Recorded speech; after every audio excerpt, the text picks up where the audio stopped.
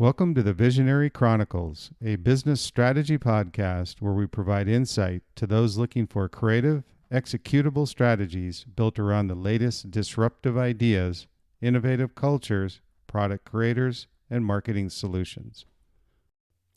Hello and welcome to the Visionary Chronicles. Today we're going to talk about another subject in the book I just released a couple months ago called The Visionary Brand, the success formula behind the world's most visionary brands.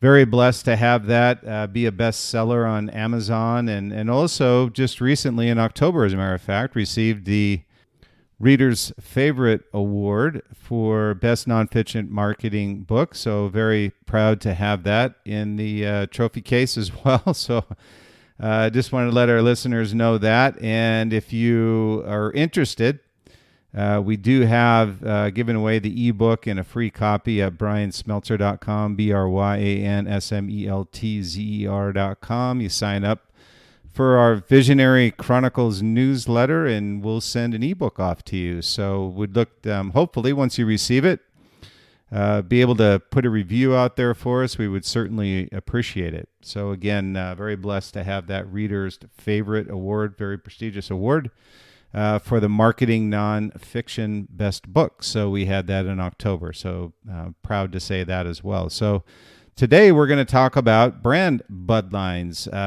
This is a subject inside the book that is one of the very first areas, but probably one of the more important pieces in the book, The Visionary Brand. And it's about being the best. And a lot of times I get asked personally from the brands that I've been with, as well as the brands that I work with through Liquid Mind, what is it that makes a great brand? People don't necessarily have an interest in the company side. There's obviously a lot of textbook articles out there as to what makes a great company, and it becomes very tangible, but being a great brand is very intangible. And what I mean by that is when you look at, let's say somebody's selling a product, and I'll use Apple because Apple's a great case study for what a great brand looks like. And it's really built around perception and lifestyle, and the ability for you to embrace that lifestyle through the product that the brand is offering. And when you look at that, perception becomes reality, but this reality must be carefully crafted, what I call honed and managed each day as a true, authentic brand. This is challenging.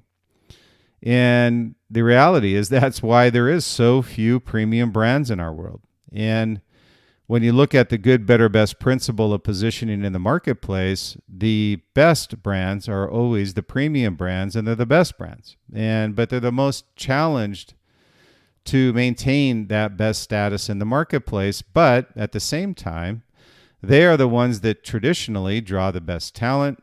They're the ones that build a great product, what I call product innovation pipeline. They're the ones that worry least about competition because they are the leader and they need to maintain that lead. So as soon as you start looking in your rear view mirror, what I find is the brands that were premium and start looking in the rear view mirror as to what their customers are wanting and or what other brands are doing, lose their way and they cut a crooked path, and all of a sudden they're left in the dust by one of their competitors that's also a premium brand. So you want to make sure that you're cutting a straight path, not looking in the rear view mirror. Another analogy with the rear view mirror, which I love, is that you can't drive by looking through the rear view mirror. So always look forward through the windshield. It's a much clearer view. So when you look at the brands, they're challenging, and it's again challenging in our world that, by design, to be a brand, you must be a brand. I know I mentioned that twice, and it's not something that I did not see. It is true that you must be a brand. What I mean by this is I meet many entrepreneurs that say and already put in their beauty decks, I'll call it, saying that they are a brand. Well, you're not a brand. You're just an idea at this point. And you need to earn the right to say you're a brand. And even those companies that are large aren't really truly brands. When you look at good, better, best, and it's a great thing for us to look at when we talk about being the best, is obviously the best is the best. It's a premium brand, upper tier price point, extreme loyalty with her community, and it's a profile of looking at a Apple or a Nike or an Adidas.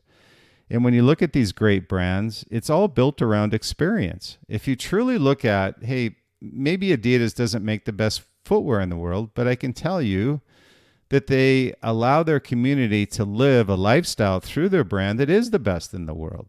It's just the way it is. And so when you look at companies, and even if they may have a premium price point, they may not be a best level brand because of the lifestyle that they convey to their community. And a lot of times it's probably something that they can't do. What I mean by this is that, it could be an electric company or somebody that's not a consumer product brand. So it's more challenging for them to be that, let's say, that truly best brand in the marketplace that people have an affinity for and a loyalty for when they look at purchasing their products. So again, when you look at being a brand, you have to be a brand. So being a brand means living a lifestyle representative of what you want your brand to stand for in the real world. And again, I often quote Ralph Lauren, but I love this statement because it's so true to what we're talking about today, is that we're not selling a product, we're selling a lifestyle. Now that comes from Ralph Lauren. Now you look at how he's positioned Ralph Lauren in the marketplace. It's very, very much built around the vision of what Ralph is mentioning here. He's selling a lifestyle. There is a lot of companies making cotton polos, but there is very few companies that are doing the marketing the way Ralph Lauren does it. And to his credit, why he can charge a premium price point, and he has a very exclusive club of customers that are very loyal to him for generations now.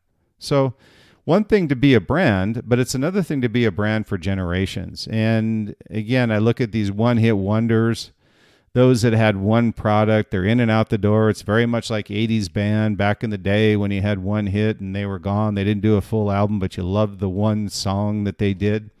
And there's plenty of those companies, but there's also those bands that have been around for generations. And we all know them. I mean, it's the, I'll say dating myself, but let's say Aerosmith. I guess I'm really not. They've not been around all that long. But they have been around for a very long time, and also artists. You look at The Boss. I love The Boss. So it's those that are selling a lifestyle, those that are selling an affinity for their brand. And by the way, The Boss is a brand. I mean, he's selling a lifestyle. When you go to a Boss concert, you know what you're going to be seeing. You know what you're going to be getting. So again, that's a brand and a lifestyle. And I just thought that's just such an enlightening quote from Ralph Lauren that should be shared by all who hope to become a brand at one point. That should be up on the whiteboard. I just love that quote from Ralph Lauren. So these bloodlines that are the makeup, what I call that DNA of premium brands, goes well beyond product, and it must be injected into all aspects of your brand. You cannot be a great premium brand with a superior product, but horrible customer service. And I say this because I see so many times. And when we go into brands and we work with companies at Liquid Mind, we'll put a vertical integration chart in there, meaning that if you are a brand, this is what you need to commit to. And we're checking off all areas inside of the company. You can't have a really crappy finance experience and also be a great brand. You can't have logistics issues consistently, product not being on the shelf and be a great brand. It's just not possible. So too many times companies feel that if we have great product, we're a great brand. Well, great product and great marketing is a great start, but it doesn't make you a great brand. A brand is a complete experience, lifestyle experience, from the time that you engage with your consumer to the time that they purchase, and then the time that they post-purchase, the engagement starts. And by the way, we'll talk about that in the next podcast with the Visionary Brand, is the loyalty loop, which is much different than it used to be in marketing, but extremely important to you building a life cycle and an experience, and also an engagement with your customer throughout their entire life. So it's an important one to make sure you tune in on. So again, I'll say you cannot be a great premium brand with a superior product but horrible customer service. Then it doesn't be just customer service. It can be virtually anything that's required to fulfill the product and put it in the customer's hands. And then follow up. And I'll just use an example. When I say follow up, how many times have you purchased a product from a brand and then never heard from them? I mean, that's the old school way of doing it. And that's what I talk about with the loyalty loop, which will get into more detail as to what to do after the customers purchase your product. But that's absolutely an insane thing to do. That should be when you engage even more with your customers after purchase. But I'm telling you, there are so many brands that just don't get it. And I use the word brand very loosely there because I wouldn't even consider them a brand if they don't engage in the loyalty loop post-purchase. So anyway, it's just a complete disconnect on being a great brand. The result is an awful experience for your loyal customer and a clear disconnect to becoming a premium brand. So, this bloodline we talk about of an excellent brand stretch into all aspects of your company. That's what we want you to understand is you can't go into this saying, hey, let's be a great marketing company. Let's be a great product company. Well, you have to be both. And by the way more than both. You have to have operations, finance, customer service, marketing, product, and sales. They all have to work in conjunction like an orchestra. You can't have a crappy violin player in an orchestra and have the rest of the band sound great. It just doesn't happen. So that's kind of how you want to look at this as well. So a great analogy also is Lamborghini. I just love Lamborghini. I love to look at them. I don't have one or purchase one, but I love to look at them and I love the story behind them. But when you look at the ultimate car brand that has this finely crafted machine, it's premium positioning and everyone knows it. And even though you haven't purchased these machines, that. Inherently, Lambos are you could say Ferrari, there's people with affinity for both. But what I'm getting at is the brand itself has a perception of premium. And everybody knows when they drive it, when they see it, whatever it may be. But as powerful and beautiful as they are, you don't realize the ultimate performance of the cars can produce if they're not finely tuned. You may have a 12-cylinder Lambo that's running on 4 cylinders, and all of a sudden you've got Honda Civics passing you. So you want to make sure the same analogy is done with your company, where you go, hey, you got great companies, you kill it, or great products rather, but your marketing sucks. Or you got bad customer service. Figure it out. Figure it out as a brand that vertically you need to make sure that at all aspects of your company that you're connecting with people and you're building a great experience. So be the best. Good, better, or best. It's really your choice. But if your goal is to be premium, you must commit to being the best in everything that you do, not just product, but everything. This is a challenge that most companies aren't committed to.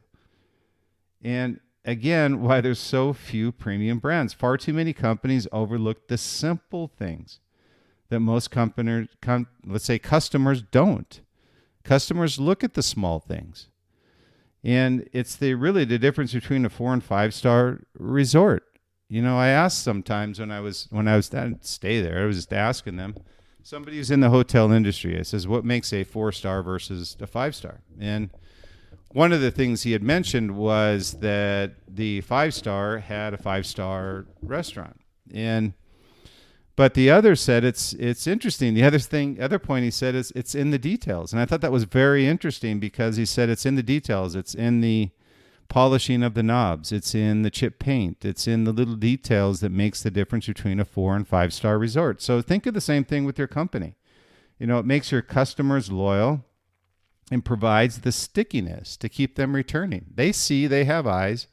And they know the difference between a premium brand and a non-premium brand and how you communicate, how you engage, and how you provide loyalty to them going forward. So what separates the good from the best? It's a relentless ongoing commitment to the best at all levels within your brand and sustaining that as long as the brand is alive. The foundation is destroyed as soon as you break this link with the brand. So that's a really important statement I'll make again. That's what separates the good from the best. It's a relentless, ongoing commitment to the best at all levels within your brand and sustaining that as long as the brand is alive. The foundation is destroyed as soon as you break this link within the brand. So what are some of those bloodline traits to being the best? Let's talk about those for a minute. So the first that I talk about is the commitment to the best at all levels inside your brand. You must be committed, and not just on a day-to-day basis, but as long as the brand is alive. And again, that's the difference between not only a best or a premium brand, it's the difference between a one-hit wonder and a generational brand. Number 2 is inject a passion and set a vision all can share. So clearly, a company without a vision is going nowhere. And a company with a vision needs to share that vision with everybody inside the company. Number 3 is never take shortcuts. These storms will pass. I put that at the end because what I found in almost every instance where shortcuts were taken, there was a short-term storm happening. Now, you need to make adjustments. You need to pivot. I'm not saying that's not what you need to do. But what I am saying is that if you're a premium brand and you put your product in a store, let's say as an example, that only good products are allowed in, you've all of a sudden degraded brand loyalty and trust. So never take shortcuts, number 3. Number 4 is empower your teams to succeed. And I talk about this on the leadership series with Liquid Mind, is that, you're only as good as your teams. You may feel like you're the most knowledgeable person at the table, but you need the social skill set and the ability to empower your teams and lead your teams and build a passionate culture in order for you to succeed. So make sure you're empowering your teams to succeed. Number 5 is want premium, be premium. Enough said. If you want to be premium, it's an earned right, not a given right. So these are just some of the areas where visionary brands have consistently been committed to succeeding within and outside their brands. It's a difficult challenge. I'm not saying it's easy, and that's by design. But to stay committed, be true to your vision, and you'll eventually succeed. You're going to hit a lot of road bumps along the way. You're going to hit some barriers along the way. But like I said, the old adage of, Rome's not built in a day. It's a long haul, but the treasure awaits to those who are committed to seeing it through. So again, when you look at some of these traits, brand bloodlines and being the best is commit to being the best at all levels inside your brand. Inject a passion and set a vision all can share. Number 3, never take shortcuts. The storms will pass. Number 4, empower your teams to succeed. And number 5, want premium, be premium.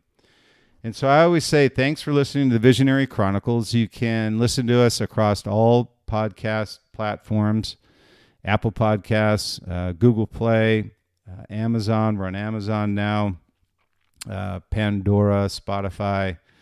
Would appreciate you subscribing. And what we do each month is we actually do giveaways with the podcast.